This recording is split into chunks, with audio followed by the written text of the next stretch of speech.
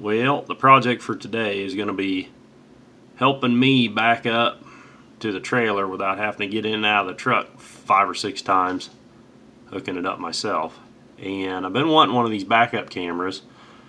I finally just remembered to start looking for one. It seems like every time I back up to that trailer, you know, I think, man, I need a camera for this thing. And the other day I got on internet and started bouncing around Amazon and eBay. And this is the one that I found and ordered for 28 bucks. It's supposed to come with the monitor. The camera actually mounts under the license plate there, and or over the license plate. And it's supposed to have the wiring and everything for it. So I ordered it off of Amazon there for $27.99 and got it today, 2 days later. So this is the box it comes in. And of course I've been in the box already, so everything's a mess in here, but I was kind of happy. It comes with 2 mounts. There's the screen, so they give you an idea how big it is, you know, the size of my hand there. There's the screen. Here's the camera. It's supposed to have, like, I don't know, infrared LEDs on it for night vision or whatever. We'll see how that works. All the wiring, and what I was pleasantly surprised about is the screen comes with a base with a sticky bottom and a little, you know, universal kind of gimbal mount there. But it also comes with a suction cup bottom. So you don't have to glue it to your dashboard or whatever. You could stick it over. I plan on, maybe I'm going to try this, stick it to the windshield. Rather than permanently adhering it to the dashboard, I'll stick it on the windshield, and you know, if I decide this is a piece of crap junk, I don't want to deal with it in a couple of weeks, well, you know, nothing's permanent. So I'm going to wire this up, I think, to come on when I put the truck in reverse. So it'll only power up when I put it in reverse. That's the only time you need a backup camera, in my opinion. I'm not really concerned about, you know, turning it on when I'm going down the road and see what the load's doing behind me, because I wouldn't expect that the image quality be that good.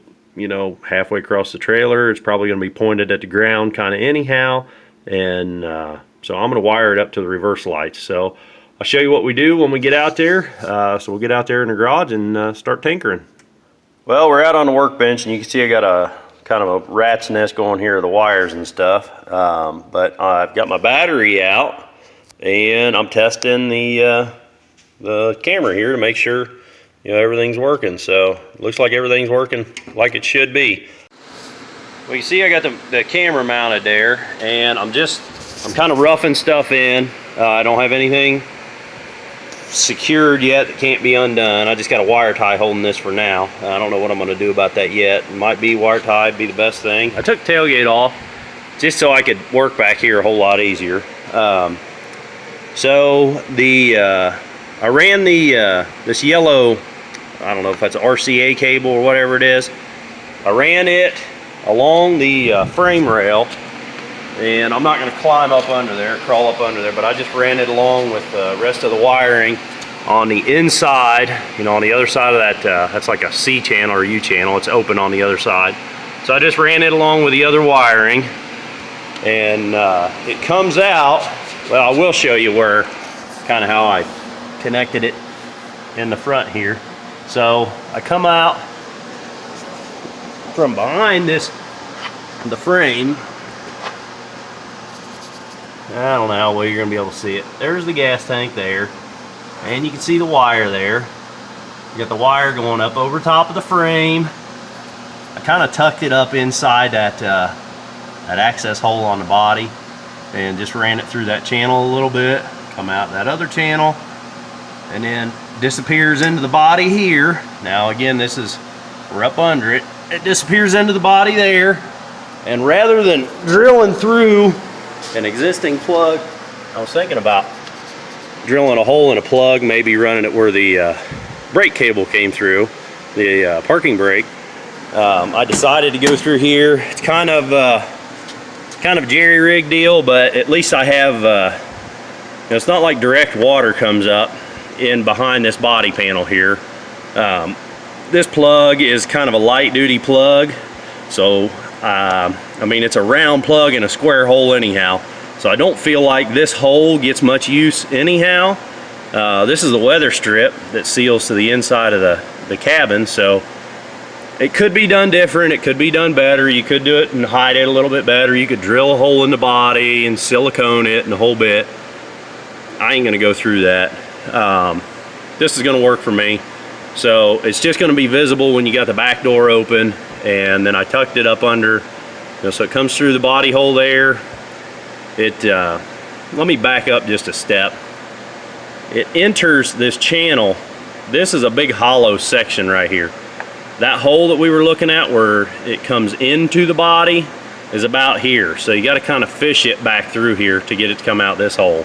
And again, that's a square hole with a round plug. So I'll just tuck the wire up in the corner of the square anyhow. And it goes up under this floorboard. You can kind of just peel that up. It's just plastic, snaps down. But there's another wiring harness that runs under there. And you can see there it is on this side. Now I took this panel off. Let's get some light in here. I took this panel off just so I could see what I'm doing here.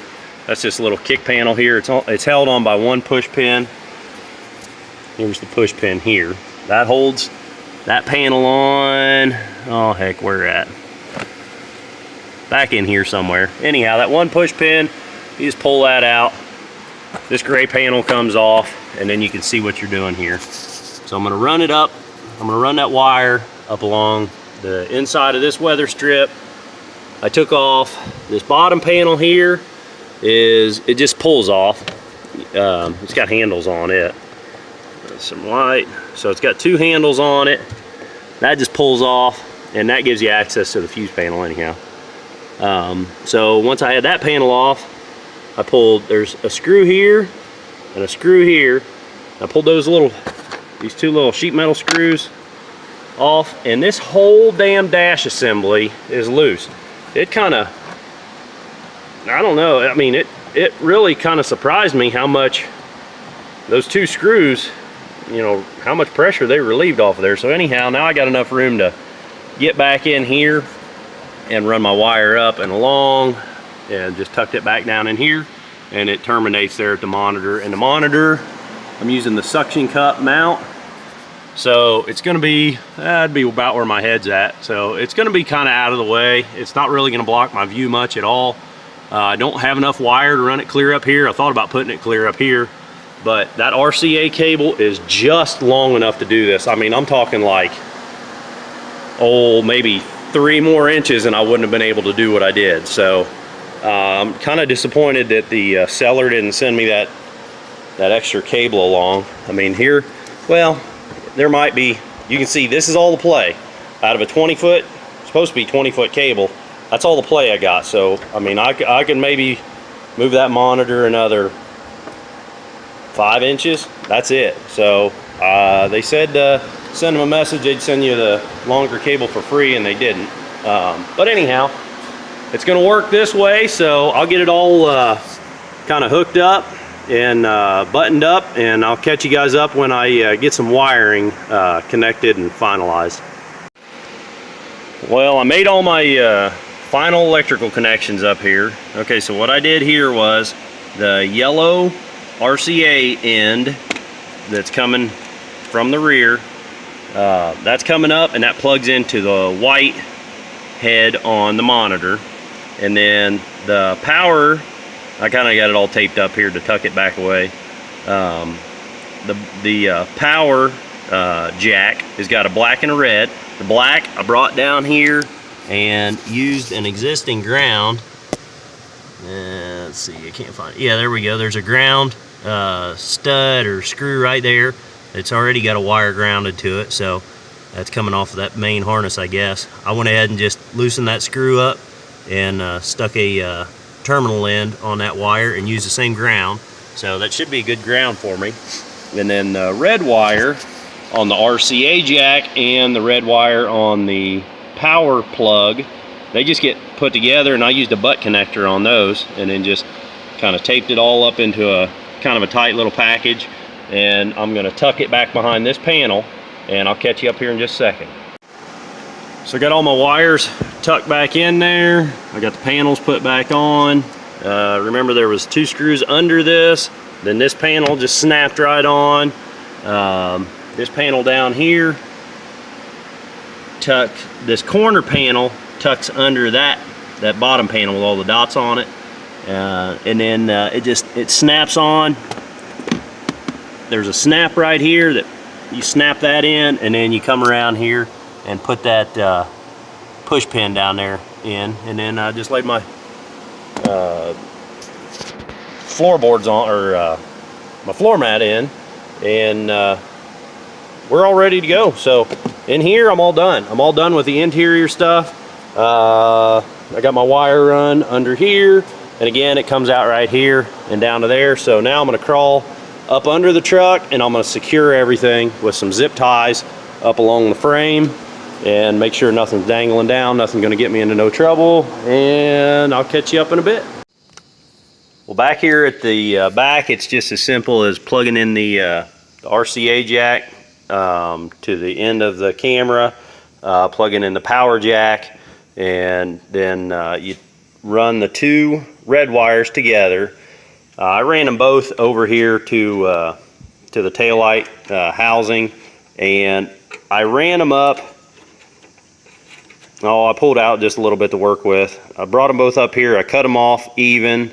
I stripped them back, twisted them together, and I put a butt connector on here. I twisted them together, and then I crimped them on one side of a butt connector, and then off the other side of the butt connector, I put a little heavier gauge wire. I'm gonna guess this is probably, I don't know, that might be 16 gauge wire that I had. The stuff that comes in this kit is real light duty stuff.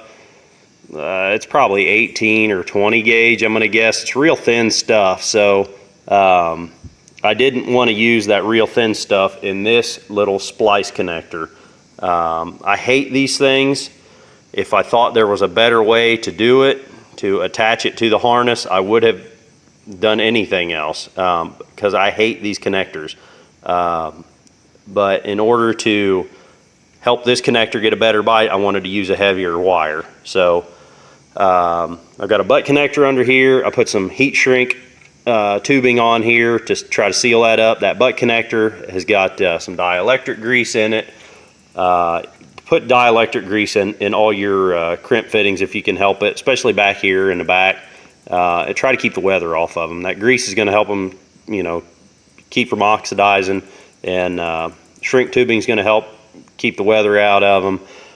Even the RCA and power jacks, I sopped them full of dielectric grease. Just pumped it into the little jack, plugged the jacks together, and grease was squirting out. And then I taped the jacks. I don't have any shrink tubing big enough. I got a little bit of assortment here of shrink tubing. I think I got some 5/16 and some quarter and some oddball pieces. I didn't have anything big enough to get around those RCA plugs, but I did for this butt connector. So anyhow, the RCA plugs, greased them up real good, and I taped those up, and then I tucked them back up under here, put a zip tie on them to keep them up out of the way. This one again, I use this splice connector, and I've got it so packed full of dielectric grease. I packed it full before I made the connection, and then I went ahead and just kind of smeared grease up in there after I made the connection. And I can't get tape to stick to that. If I wanted to put tape on it, I tried. I can't. It won't stick for all the grease on there now, so I'm happy with that. It's packed full of dielectric grease. It'll keep it from oxidizing, and it'll keep a good connection in there. And then I put a little zip tie on here to hold my wire, a little bit of a strain relief here. I've got it in reverse, and I took this connector apart and used my multimeter to probe which was the hot one. And the hot on this is a 2007 F250, is black with a pink stripe. The bottom one looks like it's green and black. Maybe it's black with a green stripe or green with a black stripe. That would be the ground. This black and pink is the hot one. Again, this is an 07 F250. So I've got it in reverse, and I just got the key on the second position. Put it in reverse and probed that, found my hot wire, made that connection, and I looked up, and you can see just in the corner there, the screen is lit up. So this thing is working.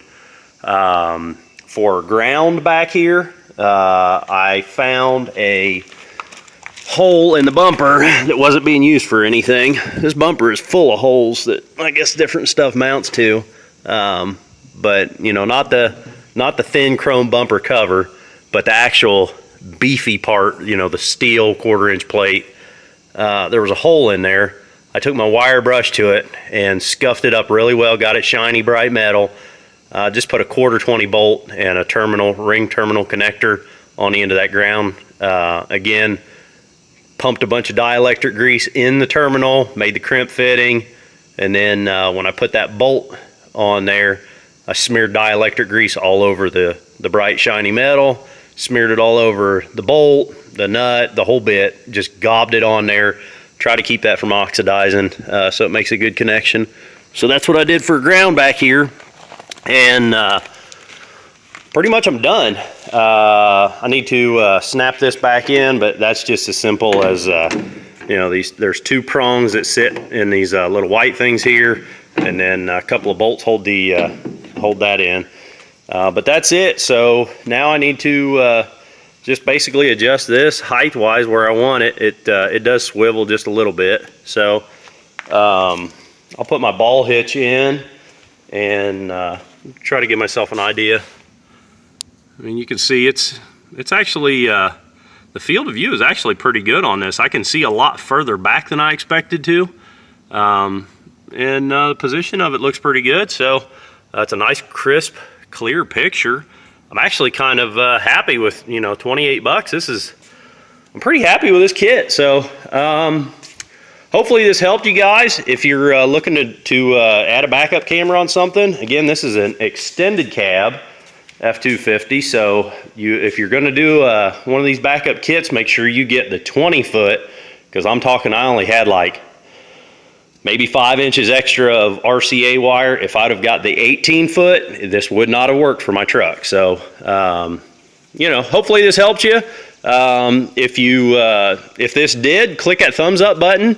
If you want to see more videos like this, me working on this, or tractors, or engines, or, you know, I'm all the time tinkering on different stuff. Click that subscribe button and you'll get to see, you know, whatever I'm working on next. And till the next video, guys, keep on tinkering.